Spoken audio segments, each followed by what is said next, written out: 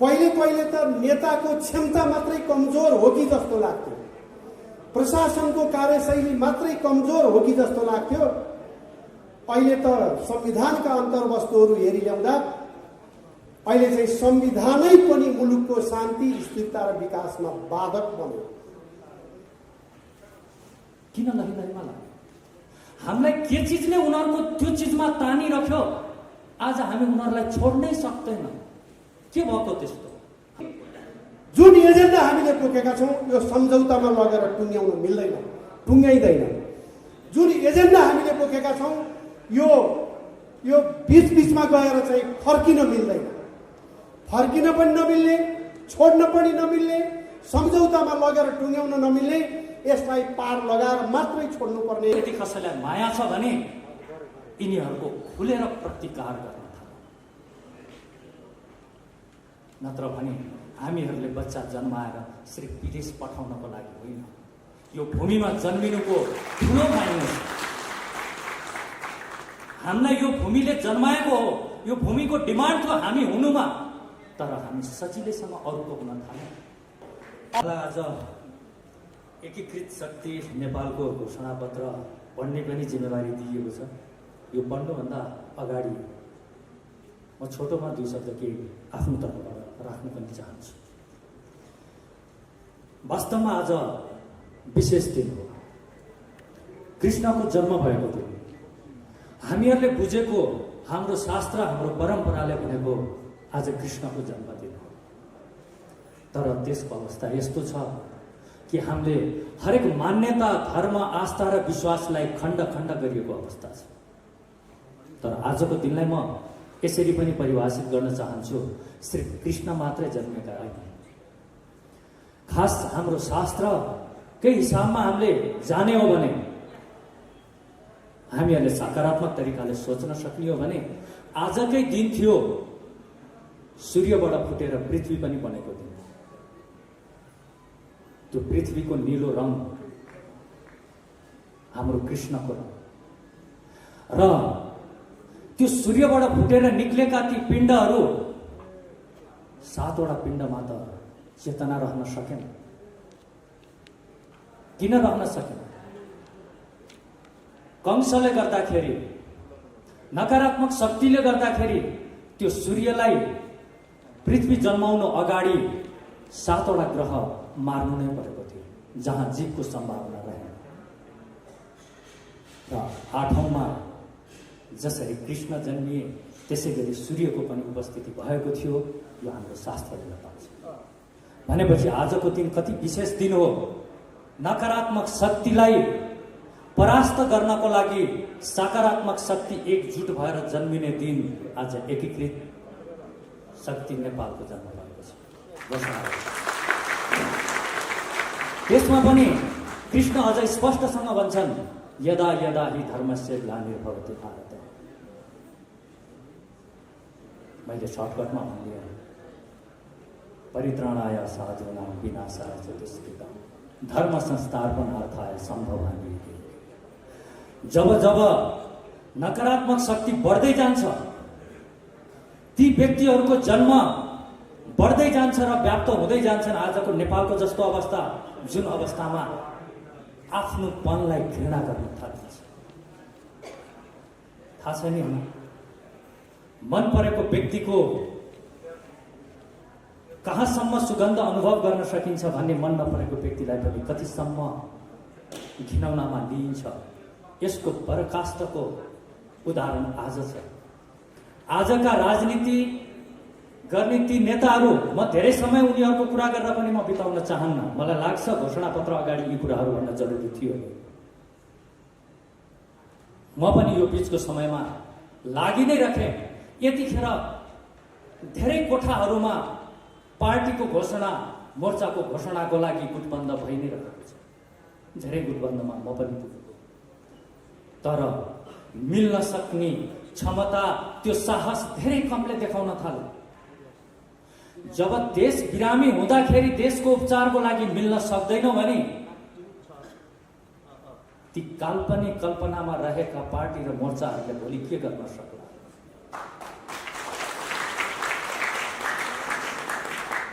तिनीहरू कसरी फरक हुन सक्छन्?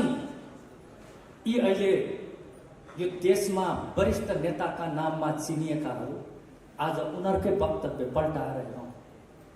आफ्नै पार्टीभित्रको विभाजन, आफ्नै कार्यकर्ताभित्रको रुष्टता र देशभित्र उनीहरूले जानेको एउटै खुबी हो आफूमै वैमनस्यता बढाइदियो। अनि मात्रै हाम्रो राजनीति टिक्न सक्छ भन्ने प्रिन्सिपलमा रहेका यी सबै पार्टीहरू कुनै अलग अलग पार्टी होइनन्। हामी वर्षौंदेखि एउटै भ्रममा रहिरहन्, यो पार्टी त्यो पार्टी त्यो पार्टी, कति धेरै पार्टी, तर यिनीहरू अलग पार्टी होइनन्। जब बिमारी एउटा बिमारी र अर्को बिमारीको गुण सेम हुन्छ भने त्यसलाई दोस्रो बिमारीमा लिन मिल्दैन। पार्टीको घोषणा पत्र या कुनै पनि पत्र लेखेर कपबोर्डमा राख्दाखेरि नै राम्रो र नराम्रो पार्टी छुट्टिन्छ भने काम त किन गर्नु पर्यो? यिनीहरूबाट कहिले पनि यो देशलाई शान्त तुल्याउन सक्दैनन्। जब देशमा शान्ति छाउँछ, उनीहरूलाई राम्रोसँग थाहा छ, तब उनीहरूको केही पनि यहाँ चल्नेवाला छ। र हामी पनि उनीहरूकै पछाडि लहीलहीमा लाग्यौँ। तर किन लाग्यौँ? धेरै कम व्यक्तिले महसुस गर्नु थाल्यो। किन लहीलहीमा लाग्यो? हामीलाई के चिजले उनीहरूको त्यो चिजमा तानिरख्यो? आज हामी उनीहरूलाई छोड्नै सक्दैनौँ। के भएको त्यस्तो? हामीले कहिले गौर गर्यो? बहुमतको सरकार बन्यो, अर्को पार्टीले देखिसक्दैन। ऊ सुरुदेखि नै सुरु लाग्छ कि बहुमतको सरकार ढल्नमा मजा नै आउँछ। एउटा ठाउँमा गएर बस्छ, हामीलाई जलन हुन्छ। अर्कोको प्रगतिले जलन हुन्छ, अरूको मोर्चाले जलन हुन्छ। देशको लागि राम्रो सोच्नेलाई हामी घर बसेर गाली गर्न थाल्छौँ। मलाई थाहा छ यो घोषणाको पछाडि पनि गालीको बर्सातको सुरुवात हुन्छ। तर म साथीहरूलाई भन्छु, त्यो उनीहरूको मुखबाट शब्द नमिलेको मात्रै हो, त्यसलाई हामीले आशीर्वाद दिन सक्नुपर्छ। यतिखेर म आज यो घोषणा पत्र मलाई पढ्ने जिम्मेवारी दियो, म अत्याधिक खुसी छु। र यहाँ उपस्थित सबैलाई म यसरी भन्न चाहन्छु कि हामी देशको घाउले पोलेको व्यक्तिहरू हौँ। हामीलाई कति पोल्यो, हामीलाई कति अप्ठ्यारो लाग्यो भन्ने त हामीहरूको यो एकीकृत शक्ति नेपालको जमघटबाट नै थाहा हुन्छ। हामीले कसरी खपेर बस्न सक्यौँ? यिनीहरूको उद्दण्डता कसरी हेरेर बस्न सक्यौँ? देशको भविष्य यिनीहरूको हातमा दिएर हामी कसरी शान्त बस्न सक्यौँ? र फेरि पनि चुनावको घोषणा हुँदैछ, फेरि पनि बेशरम भएर यिनीहरू त्यसै गरी भोट माग्न आउँदाखेरि हामी उनीहरूलाई भोट दिने कसरी हिम्मत गर्न सक्छौँ? के हामीलाई यो देशको कर्णधार युवाहरूको भविष्यको चिन्ता छैन? अब के आशा र के एउटा पोइन्ट होला कि यी व्यक्तिहरूले फेरि पनि देशलाई के गर्न सक्छन् भनेर? जसले सिर्फ माग्न मात्रै जानेको छ, ऊ माग्नमा यति लिप्त भइसक्यो, आफ्नो घर गहना सबै बेचिसक्यो, माग्नको लागि बेच्दैछ। किनबेचको पनि र नयाँ पिँढीलाई पनि एक किसिमले मगन्ते बनाउने शिक्षा दिँदैछ यी राजनैतिक पार्टीहरू। यदि साँच्ची नै देशप्रति प्रेम र आफ्नो भावी सन्तानको भविष्यको यदि कसैलाई माया छ भने यिनीहरूको खुलेर प्रतिकार गर्न थाल्नु। नत्र भने हामीहरूले बच्चा जन्माएर सिर्फ विदेश पठाउनको लागि होइन, यो भूमिमा जन्मिनुको ठुलो माइने छ।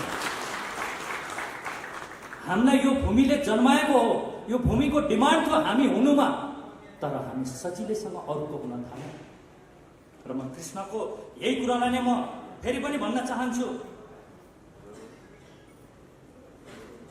यो देशलाई प्रेम गरौँ, सिर्फ प्रेम गरौँ। कृष्णको भाषामा नै भन्न चाहन्छु, प्रेम गरौँ। जब हामी प्रेम गर्न थाल्छौँ नि, जब देशलाई नै प्रेमी बनाउन थाल्छौँ नि, यो देशको हरेक पीडाले हामीलाई छुन थाल्छ।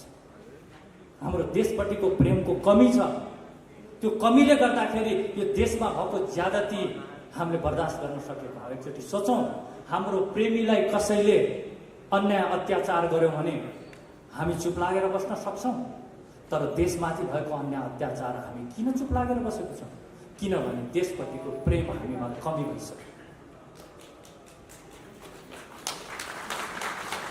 यदि हामीले देशलाई प्रेम गर्यौँ भने हामीभित्र सिद्धान्तहरू जन्मन थाल्छ। जब देशलाई प्रेम गर्न छोड्यौँ भने हाम्रो संस्कृति घिनाउन लाग्न थाल्छ, आफ्नो व्यक्ति घृणा लाग्न थाल्छ, हाम्रो परम्परा घृणा लाग्न थाल्छ, अनि हामी विदेशी परम्परा, संस्कृति र धर्ममा लाग्छौँ। कृष्णले कति राम्रोसँग भनेको छ, स्वधर्म निधनम श्रेया परधर्म भयावह। हामीले सोच्नुपर्छ, यदि साँच्ची नै हामी यो देशको भविष्य र यो देशको भविष्यका कर्णधारको भविष्यलाई हामी ख्याल गर्ने हो भने हामीले चाँडै नै आफूभित्रको त्यो शक्तिलाई पनि एकत्रित गर्न जरुरी छ र उनीहरूको खुलेर प्रतिकार गर्न जरुरी छ। ती व्यक्ति जसले यो देशमा केही पनि राम्रो देखेन, सबै चिज अरूको राम्रो देख्न थाले। याद गरौँ न, आफ्नो नराम्रो लागेर जब अरूको राम्रो लाग्न थाल्छ, त्यस पछाडि के हुन्छ त ठ्याक्कै यी नेताहरू जो देशको भविष्य हातमा लिएर बसेका छन्, यस्तै नै अवस्था हुन्छ।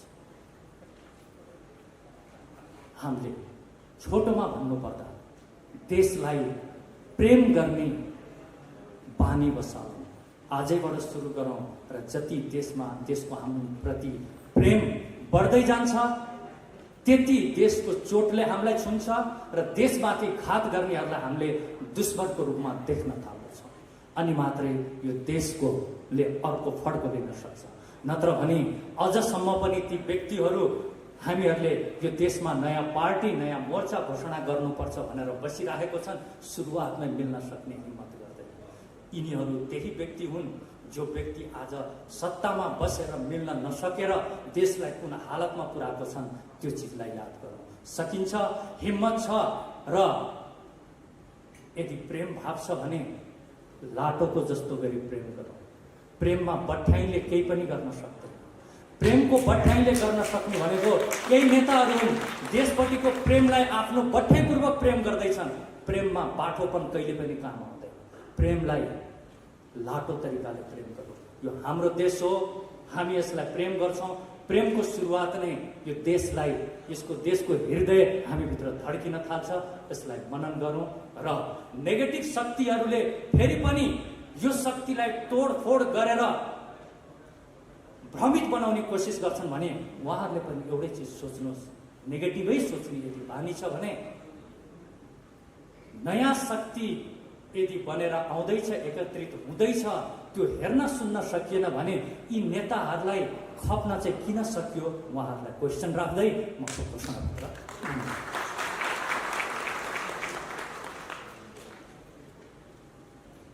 म जसरी लेखिएको छ एकीकृत शक्ति नेपालको घोषणापत्र म जस्ताको तस्तै सुनाउन जाँदैछु।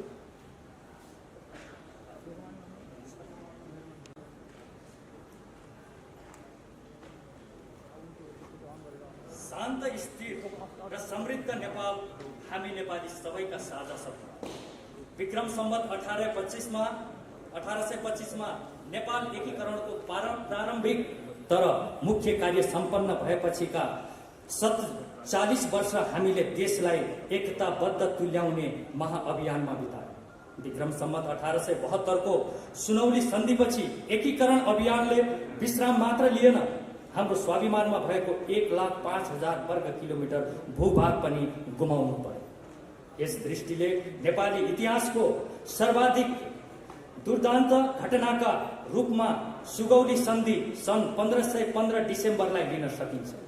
त्यस घटना पश्चात नेपालीहरूमा एक प्रकारको निराशा भाव उत्पन्न भयो र केही परिवारमा सीमित नेपाली राजनीतिमा सत्ता सङ्घर्षको भद्दा एवं कुरूप श्रृङ्खलाको सुरुवात हुन पुग्यो। विक्रम सम्वत 1903मा जङ्गबहादुर राणाको उदय भएपछिका 104 वर्षसम्म नेपालले राजनैतिक स्थिरताको महसुस गरे पनि प्रजातान्त्रिक दृष्टिले उक्त कालखण्डलाई निशाकालका रूपमा बुझिन्छ। यद्यपि राष्ट्रियता सबलीकरणमा भने राणाकाल स्मरणीय बन्यो। सुगौली सन्धिका क्रममा गुमेको केही भूभाग फर्काउन सक्नु, नेपालको अन्तर्राष्ट्रिय पहुँच स्थापित गर्नु, देशको सीमा सुनिश्चित गरी नक्साङ्कन कार्य सम्पन्न हुनु, पृथ्वीनारायण शाहका नीति व्यवहारको पदचापमा मुलुकलाई अघि बढाउन सक्नु, आफ्नै मुलुकमा हात हतियार तथा गोलीगट्ठा उत्पादन कारखाना स्थापना हुनु लगायतका कैयन महत्त्वपूर्ण कार्यले राणाकाललाई राष्ट्रियताका दृष्टिले स्मरणीय बनाएको छ। विक्रम सम्वत 2000 सालको राजनीति परिवर्तन सैद्धान्तिक एवं वैचारिक दृष्टिमा उत्तम र विशिष्ट मानिएको छ र एउटा पारिवारिक निरङ्कुशताको दास्ताबाट मुक्त भई प्रजातान्त्रिक पद्धतिमा मुलुक प्रवेश हुनुलाई हामीले युगान्तकारी परिवर्तन मानेका छौँ। तर 2007 सालको परिवर्तन यता नेपाली राजनीति स्थिर, राष्ट्रोपयोगी र जनहितमुखी बन्न नसकेको यथार्थ हामी बेहोर्दैछौँ। 7 दशक अघि उत्पन्न राजनीतिक झमेला र राजनीतिक केन्द्रित राजनीतिबाट अहिलेसम्म मुक्त नपाउनु नेपाली जनका निम्ति दुर्भाग्यपूर्ण हो। राजा महेन्द्रको शासनकालमा राष्ट्रियता र विकासका दृष्टिले उत्तम मानिए पनि 2017 सालमा उनले चालेको कदमले नेपालको प्रजातान्त्रिक अभ्यासमा पूर्ण विराम लागेको र त्यस पछाडि अपरिहार्य बनेको प्रजातान्त्रिक आन्दोलनका कारण राजनैतिक र सामाजिक स्थायित्वमा बाधा उत्पन्न भएको यथार्थलाई हामी अस्वीकार गर्न सक्दैनौँ। 2046 सालमा जनता र राजाको सहमतिमा स्थापित प्रजातन्त्र आफैमा उन्नत र नेपालको सन्दर्भमा उपयुक्त भए पनि 2052 सालमा माओवादीका नाममा सुरु भएको प्रजातन्त्र विरुद्धको हिंसात्मक सङ्घर्षले नेपाली जनतालाई प्रजातन्त्रको रसस्वादन गर्ने अवसरबाट वञ्चित तुल्याएको घटना सन्दर्भलाई भुल्न सकिँदैन।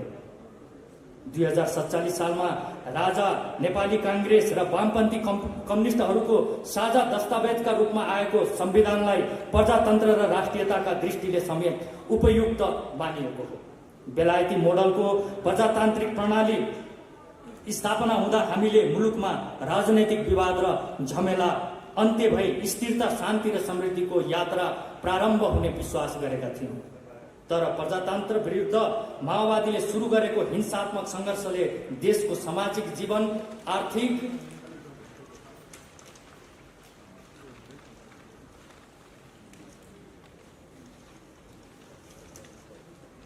उन्नतिका मार्ग र प्रजातन्त्र सबलीकरणलाई लविच्छत तुल्याइदियो। प्रजातन्त्र विरुद्ध सुरु गरिएको माओवादीको हिंसात्मक सङ्घर्षलाई विराम लगाउने क्रममा भएका सम्झौता र 12 बुँदे सम्झौताको जगमा प्रकटीकरण भएको संविधानले नेपाली राष्ट्रियता तथा राष्ट्रिय एकता र अखण्डतामा गम्भीर चुनौती थपेको हामीले ठानेका छौँ। राजनैतिक दलको नेतृत्व, तिनको सोच, व्यवहार र अवलम्बन गरिएका नीति र कार्यक्रमले कतै देश असफल राष्ट्रमा रूपान्तरित हुने हो कि भन्ने सन्देह बढाएको छ। सर्वाधिक उन्नत दावी गरिएको राजनैतिक प्रणालीमा मुलुकको राष्ट्रियता, राष्ट्रिय एकता, राष्ट्रिय स्वाभिमान र आम जनताको जीवनस्तर नेपालको इतिहासमै सबैभन्दा सङ्कटग्रस्त अवस्थामा पुगेको छ।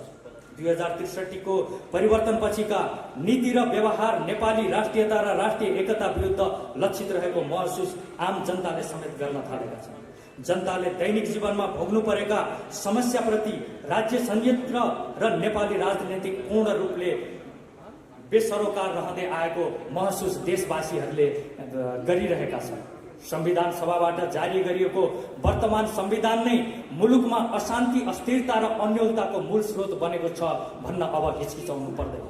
यस्तो अवस्थामा विद्यमान संविधानका केही अन्तर्वस्तु, नीति, व्यवहार र नेतृत्व यथावत रहँदा मुलुक असफल राज्यमा रूपान्तरित हुन सक्ने विषय परिस्थितिको खतरालाई दृष्टिगत गरी देशका सम्पूर्ण राष्ट्रप्रेमी एवं देशभक्तहरू एकताबद्ध हुन विलम्ब गर्न नहुने निष्कर्षमा हामी पुगेका छौँ। वर्तमान संविधान र देश एकसाथ सुरक्षित तुल्याउन नसकिने ठहर सहित हामी देशभक्त राष्ट्रप्रेमीहरू मोर्चाबद्ध भएर राष्ट्र विरुद्धका चुनौतीहरूको सामना गर्न प्रतिबद्ध भएका छौँ। सम्पूर्ण देशभक्त राष्ट्रप्रेमी मौलिक धर्म संस्कृति संरक्षणमा पक्षधर तथा एकता र अखण्डताका हिमायतीहरूलाई यसै मोर्चामा सामेल भई राष्ट्र रक्षाको अभियानमा जुट्न हामी हार्दिक अनुरोध गर्दछौँ। परिवर्तनका अपरिहार्य कारणहरू राष्ट्रियता कमजोर हुँदै गएको, सामाजिक सद्भाव र राष्ट्रिय एकता दुर्बल भएको, सार्वभौमिक सर्वोच्च र राष्ट्रिय अखण्डताको रक्षा हुन नसकेको, नेपालीहरूको मौलिक धर्म संस्कृति र परम्पराको संरक्षण हुन नसकेको, पराया धर्मको कृत्रिम विस्तारलाई काबुमा लिन नसकेको, नखोजेको, राज्य संयन्त्रलाई राजनीतिकरण र पार्टीकरण गरिएको, राष्ट्रिय उत्पादनका साधन र उत्पादकत्वको विकास हुन नसक्दा मुलुकले धान्नै नसक्ने गरी व्यापारिक घाटा बढेको, पर्यावरण सुधार र संरक्षणमा राज्य उदासीन रहेको, व्यवस्थित आवासीय व्यवस्था औद्योगिकरण र रोजगारी प्रवर्तन गर्ने कार्यक्रम तर्जुमा हुन नसकेको, व्याप्त भ्रष्टाचार नियन्त्रण र सुशासन तथा पारदर्शिताका निम्ति कुनै कदम नचालिएको, नेपाल र नेपालीको गरिमामय प्रतिष्ठा सम्मान विश्व सामु अति कमजोर हुँदै गइरहेको, विकास निर्माणका कार्यमा गुणस्तरीय र अनियमितता शून्य तुल्याउन राज्य असमर्थ रहेको, कर्मचारी प्रशासनलाई जनमैत्री कार्यमुखी र इमान्दार बनाउन नखोजिएको, न्यायिक निकायहरूप्रतिको आस्था विश्वास र भरोसामा भारी ह्रास आउँदा पनि त्यसको सुधारका निम्ति कुनै पहल नगरिएको, विपन्न र पिछडिएका मानिसहरूको न्याय र अवसरमा पहुँच स्थापित गराउने कुनै विशेष कार्यक्रम नभएको, स्वास्थ्य सेवालाई गुणस्तरीय सुलभ र व्यापक तुल्याउन नसकेको, कृषि उत्पादन र कृषि मैत्री नीति र व्यवहार नभएको, निशुल्क गुणस्तरीय र राष्ट्रोपयोगी शिक्षा व्यवस्थाको विकास गर्नेतर्फ राज्य उदासीन रहेको, युवाहरूमा लक्षित गर्ने खेलकुद, रोजगारी र स्वास्थ्य सुरक्षा सम्बन्धी प्रभावकारी कार्यक्रम तर्जुमा गर्न नसकेको, नेपाली गीत संगीत र कलाकर्मलाई सम्मानित एवं व्यवसायिक तुल्याउन नसकेको, नागरिकको दैनिक जीवनलाई सहज सरल सुलभ र आनन्ददायक तुल्याउन नसकेको, प्रजातन्त्र सम्मत व्यवहार राजनीतिक क्षेत्रमा प्रकट हुन नसकेको, यातायात व्यवसायलाई मर्यादित र सुरक्षित तुल्याउने तर्फ चासो प्रकट नभएको, शैक्षिक न्यायिक र स्वास्थ्य लगायतका संवेदनशील क्षेत्रलाई राजनैतिक मुक्त बनाउन नसकेको, बढ्दो अपराध र अपराधीकरणलाई नियन्त्रण गर्न असफल रहेको, राष्ट्र केन्द्रित एवं जनमुखी राजनीतिको विकास गर्न नखोजिएको, शिक्षा स्वास्थ्य र रोजगारी न्याय र सुरक्षा प्रणाली जनोपयोगी नभएको। यति धेरै प्रब्लममा त देश रहेछ, यो पढ्दाखेरि अझै स्पष्ट हुँदो रहेछ। तैपनि हामी हेरेर बसिरहेको छौँ। एनिवे, र हाम्रा प्रतिबद्धताहरू एकीकृत सार्वभौमिकता सहितको धर्म सापेक्ष राष्ट्र, मौलिक धर्म संस्कृति परम्परा इतिहास र सभ्यता सहितको समृद्धि, गैर जातिवादी अवधारणाको कार्यान्वयन, जनता राज संस्था र राजनीतिक दलहरू बीचको समन्वयकारी राजनीतिक प्रणाली, सबल र सुदृढ नेपाली राष्ट्रिय सेना, ट्रेड युनियनहरूको व्यवस्थापन, न्याय सुरक्षा, शिक्षा र स्वास्थ्य सेवा निशुल्क, सम्पत्ति आर्जन र संरक्षणको सुनिश्चितता सहित राष्ट्रिय पुँजीको प्रवर्तन, भ्रष्टाचार शून्य राज्य संयन्त्र र समाज, स्वदेशी उत्पादन र रोजगारी प्रतिबद्ध प्रवर्धनलाई उच्च प्राथमिकता, महिला पिछडिएका समुदाय र विपन्न वर्गलाई माथि उठाउन विशेष आर्थिक तथा सामाजिक कार्यक्रम, जनमैत्री पारदर्शी र कार्यमुखी कर्मचारी प्रशासन, सन्तुलित एवं राष्ट्र हितमुखी परराष्ट्र नीति र व्यवहार, उत्पादनमुखी अर्थतन्त्र, कर प्रणाली मुरहित जनमुखी आर्थिक नीति योजना र कार्यक्रम। मैले सायद शब्द केही मिस्टेक पनि बोले होला, माफी चाहन्छु।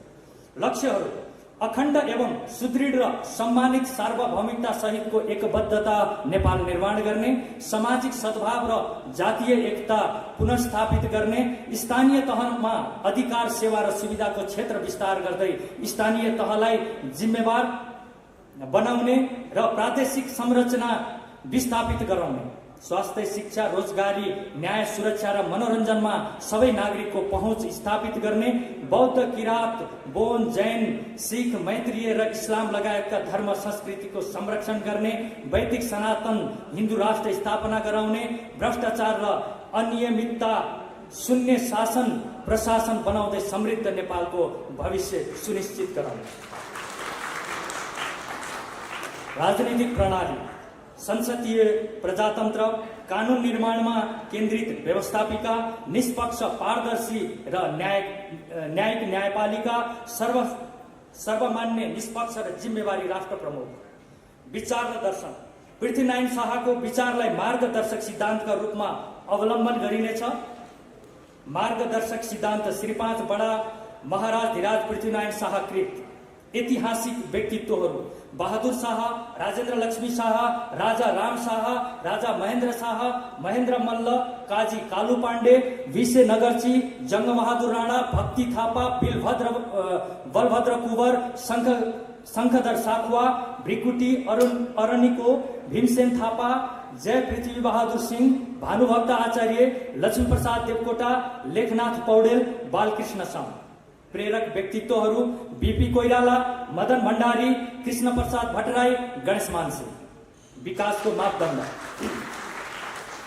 पर्यावरणीय अवस्था सुधारका कार्यक्रम, जनताको खुशी, इतिहास र सभ्यताको रक्षा, सुशासन, मौलिक धर्म, संस्कृति र परम्पराको संरक्षण, कला र खेलकुदको स्थिति, प्राकृतिक स्रोत पहिचान र परिचालन, भौतिक विकास, सडक यातायात, संचार, ऊर्जा तथा विकासको गुणस्तर, समाज व्यवस्था, नारी बालबालिका र ज्येष्ठ नागरिकको अवस्था, अपराध न्यूनीकरण तथा शान्ति सुरक्षाको स्थिति, मनोरञ्जनका साधनको उपलब्धता, जल तथा भू उपयोग तथा जल संरक्षण, औद्योगिक उत्पादन र मजदुरहरूको अवस्था, कृषि उत्पादन र कृषकहरूको अवस्था, रोजगारी प्रवर्धन, सामाजिक सुरक्षा, स्वास्थ्य शिक्षा प्रणाली र शैक्षिक व्यवस्था, परराष्ट्र सम्बन्ध, व्यवहार र परिणाम, व्यापार घाटा, मुद्रास्फीति।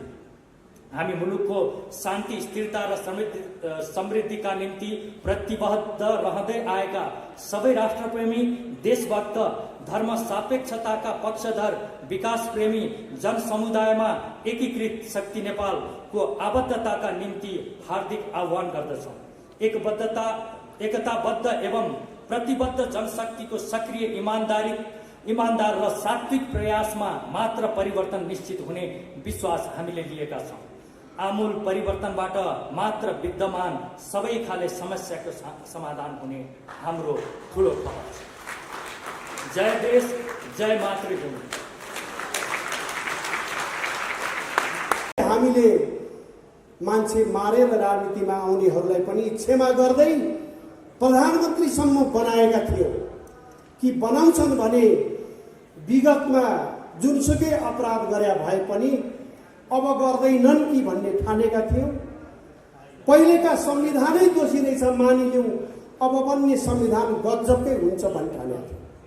तर परिणामले के बतायो भने शान्ति सुरक्षा पनि पहिलेको भन्दा कमजोर, अपराध पहिलेको भन्दा बढ्ने, बेरोजगारी पहिले भन्दा बढ्ने, सार्वभौम सत्ता पहिले भन्दा कमजोर हुने, राष्ट्रिय एकता पहिले भन्दा कमजोर हुने, अनि जनताको स्वास्थ्य स्थिति पनि पहिले भन्दा कमजोर हुने, किसानका हितका सवालमा र कृषिमैत्री वातावरण पनि नबनाउने। तपाईँ देशको हरेक विधालाई हेर्नुहोस्, एउटा यस्तो क्षेत्र छैन जुन चाहिँ राम्रो छ भनौँ। हो, राम्रो छ, भ्रष्टाचारको क्षेत्र राम्रो छ, अपराधीकरणको क्षेत्र राम्रो छ, तर देश र जनताको लागि हुनुपर्ने, गर्नुपर्ने जे हुनुपर्थ्यो, अपेक्षा राखिएको थियो, त्यो राम्रो देखिएन। अहिलेसम्म हामीलाई अन्तिम पटक सबभन्दा उत्कृष्ट संविधान बनाएको भनियो। अब कस्तो ठाउँमा हामी आइपुग्यौँ भने पहिले त नेताको क्षमता मात्रै कमजोर हो कि जस्तो लाग्थ्यो, प्रशासनको कार्यशैली मात्रै कमजोर हो कि जस्तो लाग्थ्यो। अहिले त संविधानका अन्तर्वस्तुहरू हेरिल्याउँदा अहिले चाहिँ संविधानै पनि मुलुकको शान्ति, स्थिरता र विकासमा बाधक बन्यो। तपाईँ हामीलाई थाहा छ यो संविधान कसरी आयो भन्ने कुरा। यो संविधान आयो, यसलाई मैले देउसिरे संविधान भन्ने गरेको छु। देउसिरे संविधान, एउटाले भट्याउने, अर्कोले देउसिरे भन्ने खालको। एउटाले भन्यो मञ्चबाट यो नेपाललाई खण्ड खण्डमा विभाजन गर्न हुन्छ कि हुँदैन भने हुन्छ भने तलबाट, यो नेपाललाई जात जातमा विभाजन गर्न हुन्छ कि हुँदैन भने हुन्छ भने तलबाट, यो नेपालको धर्म संस्कृति मेट्न हुन्छ कि हुँदैन भने हुन्छ भने, अनि जम्मै कुरा मेट्ने। नेपालीलाई चाहिने जति, नेपालको पक्षका जति सबै खारेज गर्न हुन्छ, मेट्न हुन्छ भनेर ल्याएको देउसिरे संविधानले अहिले हामीलाई त देशलाई त समस्या बनाएकै छ। वास्तवमा समस्या कसलाई पनि बनायो भने समस्या त जसले बनायो उसलाई पनि बनायो।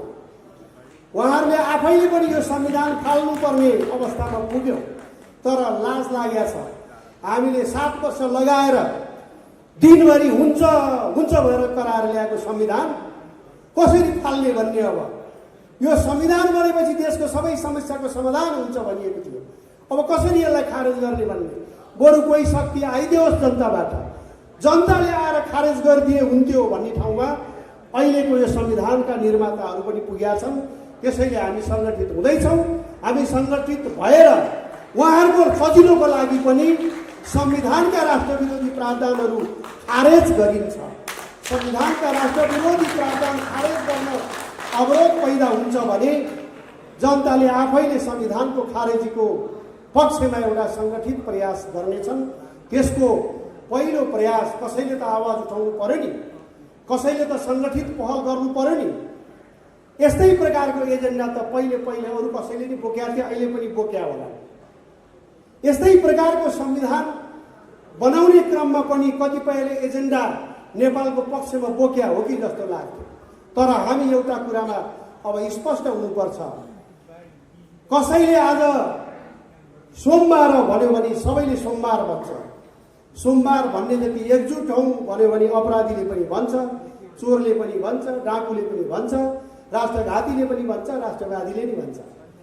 त्यसैले तपाईँ हामी अल्मलिनु नहुने कुरा के छ भने कसैले हिन्दू राष्ट्रको नाम, कसैले संहिता प्रदेशको खारेजीको नाम, कसैले राष्ट्र संस्था पुनर्स्थापनाको नाम, कसैले जातिवादको अन्त्यको नाम लिएका छन्, राजनीतिमा आएका छन् भने पनि विगतको अभ्यासहरूले के देखाइयो भने त्यो केवल चुनावमा भोट लिएर आफूलाई सत्ताको नजिक पुर्याउने प्रयास बाहेक अर्को देखिएर ठहर भएन, त्यो प्रमाणित भइसक्यो।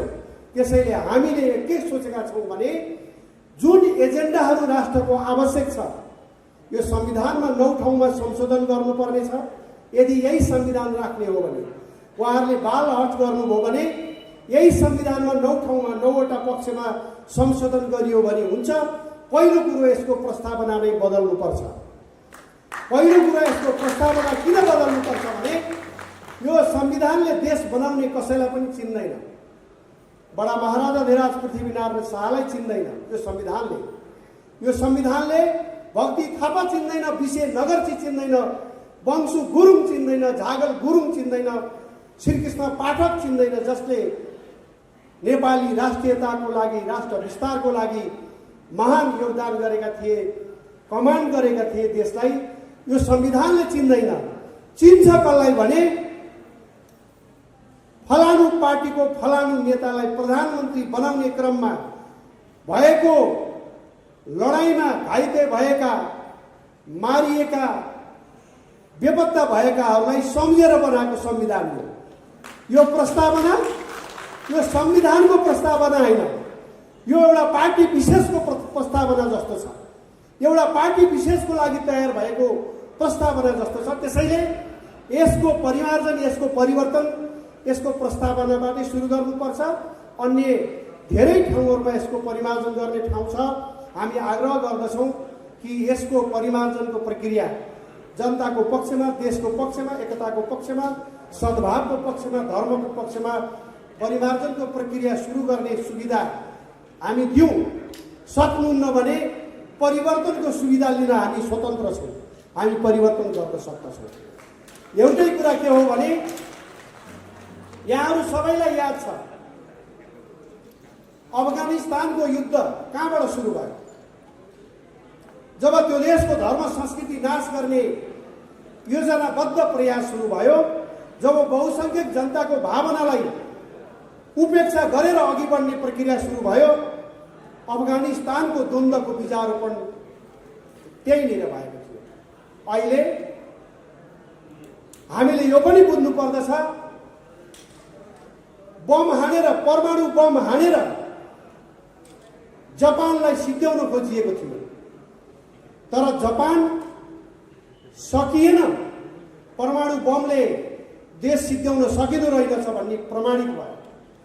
तर धर्म सिद्ध्याउन खोज्दा, संस्कृति सिद्ध्याउन खोज्दा, त्यो देशको मौलिकता सिद्ध्याउन खोज्दा अफगानिस्तान कस्तो अवस्थामा पुग्यो हामीले देखेका छौँ।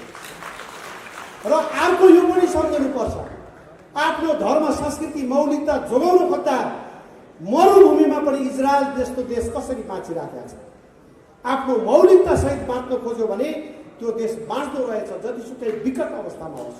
त्यसैले हामी हाम्रो देश जोगाउनको लागि हाम्रा मौलिक मान्यताहरू, हाम्रो इतिहास, हाम्रो सभ्यता, हाम्रो धर्म, हाम्रो परम्परा, यो सबै जोगाएर त्यसपछिको समृद्धि हामीले खोजेका हौँ।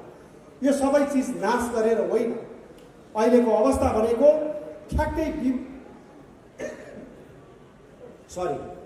अहिलेको अवस्था भनेको देशलाई उल्टो बाटोमा लगिएको छ। उल्टो बाटो। तपाईँ हामी देशलाई एकताबद्ध बनाऊ भनेको कुरालाई अहिलेको अवस्था व्यवस्थाले प्राथमिकता दिँदैन। देशलाई 7 टुक्रा मात्रै होइन 15 टुक्रा बनाऊ भन्यो भने चाहिँ अहिलेको राज्य सत्ताले महत्त्व दिन्छ। जात जातमा विभाजन नगरौँ, जातीय सद्भाव बढाउँ भन्यो भनेदेखि अहिलेको सत्ताले त्यसलाई सुन्न खोज्दैन। तर जातीय विभाजन गरौँ, जातका कुरा गरौँ भन्यो भनेदेखि चाहिँ अहिलेको सत्ताले धेरै महत्त्व दिन्छ। अहिलेको सत्ताले हिंसा र अपराधका कुरा गरौँ भन्यो भनेदेखि ठुलो महत्त्व दिन्छ। शासनै ज्ञानको छ, जनता त निरीह भइसक्यो। अहिले तटस्थ समूह, जनताको समूह, स्वतन्त्र धारणा बनाउनेहरूको समूह धेरै कमजोर भइसक्यो। त्यसैले यो अवस्थामा हामीले के सोच्छौँ भने अब यो नेपाली माटोले जे बोल्छ, माटोको धुकधुकी जे छ त्यो हाम्रो मुटुमा राखौँ। मुटुमा जे छ त्यो मुखबाट, शब्दबाट प्रस्तुत गरौँ। हामीले हाम्रो एजेन्डा जे बनाएका छौँ यो कुनै बाहिरबाट आयात गरिएको, कुनै मार्क्स नामका व्यक्तिले, कुनै लेनिन नामका व्यक्तिले, कुनै गान्धी नामका व्यक्तिले, कुनै माओसेतुङ नामका व्यक्तिले यो देश बनाउने कुरामा योगदान दिएका थिए भन्ने मलाई लाग्दैन। मैले कम पढे भएर हो कि मार्क्सले नेपालको निर्माणमा कुनै योगदान दिए जस्तो लाग्दैन, लेनिनले पनि कुनै योगदान दिए जस्तो लाग्दैन, माओसेतुङले पनि योगदान दिए जस्तो लाग्दैन, नेपालको एकीकरणमा, नेपालको निर्माणमा गान्धीजीले पनि योगदान दिए जस्तो लाग्दैन। उहाँहरूलाई स्मरण गर्ने आफ्ना ठाउँहरू होलान्, तर नेपालको निर्माणको, नेपालको एकताको, नेपालको समृद्धिको, नेपालको सबलीकरणको कुरा गर्यो भने उहाँहरूलाई हामीले सम्झिराख्नु पर्दैन। हामीले सम्झिने पात्रहरू जसलाई हामीले यो कार्यक्रमको सुरुवाती चरणमै हामीले सम्झ्यौँ र भन्यौँ कि यसरी हामी फलानु वीरहरू जसले नेपालको एकीकरणमा, यसको राष्ट्रियतामा योगदान पुर्याउनु भयो, उहाँहरूलाई स्मरण गरौँ भनेर हामीले भनिसकेका छौँ। त्यसैले अब हामीले गर्ने के हो भनेदेखि हामी चाहन्छौँ एउटा एकताबद्ध नेपाल। हाम्रो मूल उद्देश्य भनेकै हाम्रो मौलिकता सहितको, हाम्रो इतिहास सहितको, हाम्रो सभ्यता सहितको, हाम्रो पहिचान सहितको नेपालको निर्माण। त्यसको लागि हामीले स्पष्ट रूपमा भनेका छौँ। पहिलो कुरा, बौद्ध, किराँत, जैन, सिख, बोन, इभन मैत्रीय, इस्लाम लगायतका नेपालीहरूले मानिआएको धर्म परम्पराको संरक्षण गर्ने वैदिक सनातन हिन्दू राष्ट्र, हामीले सबैलाई, सबै धर्मलाई संरक्षण गर्ने हिन्दू राष्ट्रको परिकल्पना गरेका छौँ। त्यो एजेन्डाका लागि हामी अगाडि बढिरहेका छौँ। अर्को कुरा, अहिलेको सङ्घीय संरचनाले देशको विकास गर्ने होइन। राजनीतिजीवीहरू भन्छु मैले, राजनीतिजीवीहरूको रोजगारीको बाटो मात्रै भएको छ। हामीले वर्षको झन्डै पाउने 1 खर्ब रुपैयाँ राजनीतिजीवीहरूको पालन पोषणमा मात्रै खर्च गर्नु परेको छ। त्यो पैसालाई, त्यो धनलाई हामी राष्ट्र निर्माणका अन्य बाटोमा खर्च गर्न सक्छौँ, दुखी गरिबका उद्धारमा खर्च गर्न सक्छौँ। त्यसैले प्रादेशिक संरचनाको हामीले विस्थापन चाहेका छौँ र हामीले प्रदेशको संरचना खारेज गर्दा स्थानीय तहलाई अझै बलियो बनाउन सकिन्छ, अझै जिम्मेवार बनाउन सकिन्छ। प्रदेशले अहिले भोगिराखेको अधिकारहरू पनि हामी स्थानीय तहमा पुर्याउन चाहन्छौँ र सिंहदरबारसँग सिधै स्थानीय तहको सम्बन्ध जोड्न चाहन्छौँ। बिचमा कुनै एजेन्टको आवश्यकता हामीले महसुस गरेका छैनौँ। त्यसको खारेजीको लागि हामी लड्नेछौँ, हामी अगाडि बढ्नेछौँ। त्यसै गरिकन यो मुलुकमा एउटा नेपालीले अर्को नेपालीलाई निषेध गर्ने परिस्थितिको अन्त्य गर्न चाहन्छ। हामीले चाहेका छौँ नेपाली जनता प्राथमिकतामा हो, नेपाली जनता राज संस्था र राजनीतिक दलहरूको बिचको समझदारीबाट एकताबाट देशलाई अगाडि बढाउनु पर्छ भन्ने हाम्रो विश्वास छ। त्यसैले राष्ट्रको यदि शान्ति स्थिरता खोज्ने हो भने एउटा पक्षले अर्को पक्षलाई निषेध गर्ने राजनीतिको अन्त्य हुनुपर्छ। त्यो अन्त्य गराउनको लागि यो सङ्गठनले निरन्तर प्रयत्न गर्नेछ। अर्को कुरा, जातीय आधारमा जुन प्रकारको लोभ देखाइएको छ, आरक्षण र समानुपातिक प्रणालीमा त आरक्षणको नाममा कस्ता कस्ता मानिसहरू, सरी मैले उहाँहरूलाई अपमान गर्न खोजे होइन, उहाँहरूको पनि आफ्नो क्वालिटी छ। यद्यपि उहाँहरूको चयन गर्ने बेलामा जुन प्रकारले गरियो, कसैको धन लिएर मनोनित गरियो, कसैको मन लिएर मनोनित गरियो। तर देश र जनताको लागि आवश्यक को छ, योग्य को छ, क्षमतावान को छ भएर मनोनयन गरिएन। यो धन र मन लिएर मनोनयन गरिने जुन समानुपातिक प्रणाली छ जातीय आधारमा, हामी त्यसलाई खारेज गर्न चाहन्छौँ। हामी खारेजीको लागि गर्छौँ। र मैले बारम्बार भन्ने गरेको छु, यो आरक्षण प्रणाली सिकाउने अमेरिका र युरोपमा आरक्षण प्रणालीको अवस्था के छ हेर्नुहोस् त। हामीले त्यतातिरको पढौँ त, त्यतातिरको अध्ययन गऱ्यौँ भने जसले आरक्षण प्रणाली आफ्नो संविधानमा राखेको छैन, आफ्नो व्यवस्थामा छैन, हामीलाई किन सिकाइएको छ भने यो समग्र प्रक्रिया भनेको नेपालको राज्यलाई कमजोर बनाउने उद्देश्यबाट प्रेरित छ। जगैदेखि राष्ट्रलाई हल्लाउने कुरासँग सम्बन्धित छ यो आरक्षण प्रणाली। र त्यसकारणले उहाँहरूले चाहिँ नि एकजना एउटा जातको मानिसलाई देखाउने, एउटा समुदायको मानिसलाई देखाउने र हामीले यति गऱ्यौँ, ल हेर्नुहोस् तपाईँहरूको पक्षमा हामी छौँ भनेर प्रस्तुत गर्ने। मैले बारम्बार भन्ने गरेको छु, हामीले कस्तो प्रकारको आरक्षण खोजेका छौँ भने जातको आधारमा होइन। तपाईँहरूलाई उदाहरण दिन्छु म।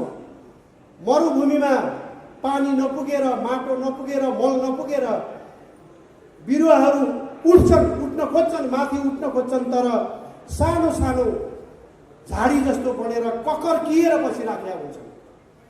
अहिलेको संस्थापनले भन्ने गरेको आरक्षणले चाहिँ के गर्छ भने मरुभूमिको एउटा बिरुवा उखेलेर ल्याउँछ, काठमाडौँको मलिलो माटोमा हुर्काउँछ, अलिकता अग्लो बनाउँछ र अनि देखाउँछ, हेर्नुहोस् मरुभूमिका बिरुवाहरू हामी तपाईँहरूको पक्षमा छौँ।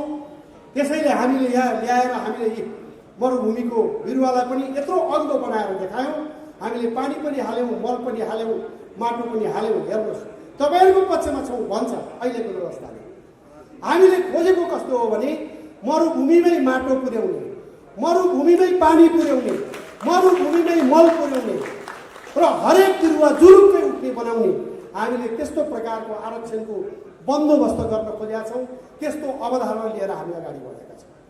हामीले जे जस्ता अडानहरू राखेका छौँ, प्रस्तुत गरेका छौँ, जे जस्ता एजेन्डा तय गरेका छौँ, यी एजेन्डाहरू भनेका राष्ट्रहितको लागि, राष्ट्रिय एकताको लागि, राष्ट्रिय समृद्धिका लागि छन्।